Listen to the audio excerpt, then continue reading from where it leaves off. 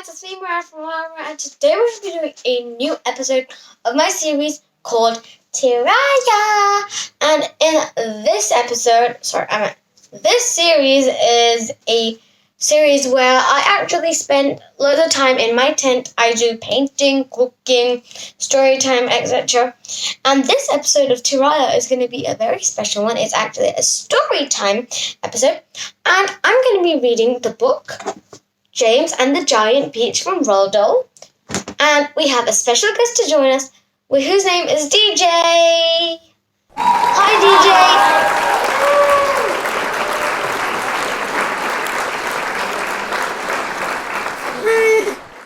You ready, Deejay? Yes.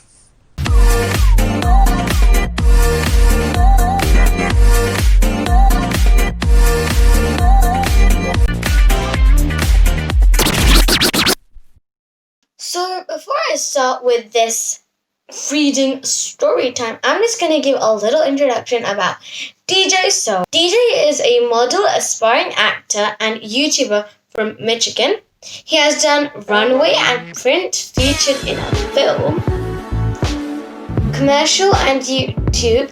He is currently attending GRCT, which is actually a school of theatre arts.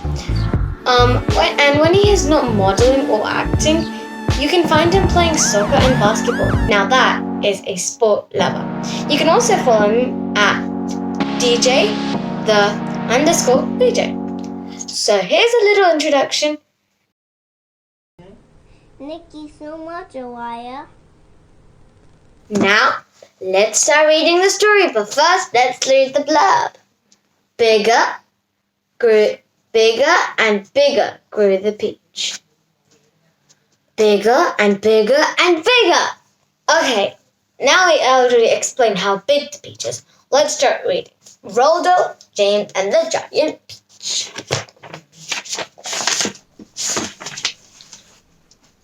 Chapter 1. Until he was 4 years old, James Henry Trotter had a happy life. He lived peacefully with his mother and father in a beautiful house beside the sea. There were always plenty of other children for him to play with, and there was the sandy beach for him to run about on, and the ocean to paddle in. It was a perfect little life for a small boy. And then, one day, James's mother and father went to London to do some shopping, and there a terrible thing happened. Both of them got suddenly eaten up in full daylight, mind you, and on a crowded street, by an enormous angry rhinoceros which had escaped from the London Zoo. Now this, as well as you can imagine, was a rather nasty experience for two such gentle parents. But in the long run, it was far nastier for James than it was for them.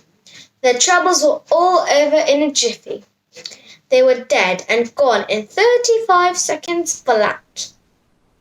Poor James, on the other hand, was still very much alive, and all at once he found himself alone, frightened in a vast, unfriendly world. The lovely house beside the seaside had to be sold immediately, and the little boy, carrying nothing but a small suitcase containing a pair of pajamas and a toothbrush, was sent away to live with his aunts. Their names were Aunt Sponge and Aunt Spiker, and I am so sorry to say that they were both really horrible people. They were selfish and lazy and cruel, and right from the beginning, they started beating poor James for almost no reason at all. They never called him by his real name, but they always referred to, "You disgusting little beast," or "You filthy nuisance," or "You miserable creature." And they certainly never gave him any toys to play with or any picture books to look at. His room was as bare as a prison cell, with rats in it. They lived, Aunt Sponge, Aunt Spiker, and now James as well, in a queer, ramshackle house, which means really dirty, on the top of a hill in the south of England. The hill was so high that from almost nowhere in the garden, James could look down and see for miles and miles across a marvelous landscape of woods and fields. And on a very clear day, if he looked in the right direction, he could see a tiny, tiny grey dot far away on the horizon, which was the house that he used to live in before his parents got eaten up by rhinos, with his beloved mother and father. And just beyond that he could see the ocean itself, a long, thick, thin streak of blackish blue, and like a line of ink beneath the rim of the sky. But James was never allowed to go off the top of that hill. Neither Aunt Sponge nor Aunt Spiker could even be bothered to take him out herself, not even for a small walk or a picnic. And he certainly wasn't permitted to go alone.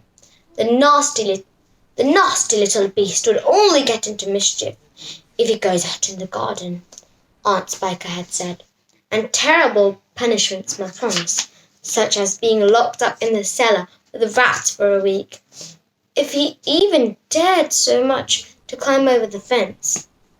The garden, which covered the whole of the top of the hill, was large and desolate, and the only tree in the entire place, apart from the clump of dirty old laurel bushes at the far end, was an ancient peach tree that never grew any peaches.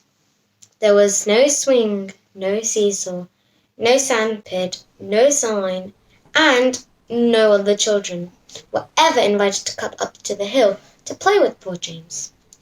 There wasn't so much as a dog or a cat around to keep him company, and as time went on, he became sadder and sadder and sadder, and more and more and more lonely. He used to spend hours every day standing at the bottom of the garden, gazing wistfully at the lovely but forbidden world of woods and fields, and the ocean that was spread out below him like a magic carpet. So guys, that is chapter 1 done. How'd you like the story, DJ? It was a little good, but it was a little sad. Okay, that sounds great. Well, I hope you all enjoyed the story from TIRAYA 10. And a big thank you to DJ the WeeJ who joined me to listen to this story. Please go follow him on Instagram, which is DJ the _WeeJ, and I'll link his channel down below. Thank you so much for having me on, Araya. Be sure to like, follow, and subscribe. You can also follow me on Instagram at DJ_WeeJ. Bye! So guys, if you liked the chapter that I read of Roald Dahl, James and the Giant Peas, make sure to like, subscribe, and follow me on Miraya the Miracle, and also follow DJ. I'll link his channel down below, and if you want to hear more of these stories, make sure to do that so we can do a to be continued. And I just want to thank DJ again, and thank you, DJ, so much. I just want to thank DJ for being a part of my series or episode. So, I think I'll see you all guys next time. Goodbye!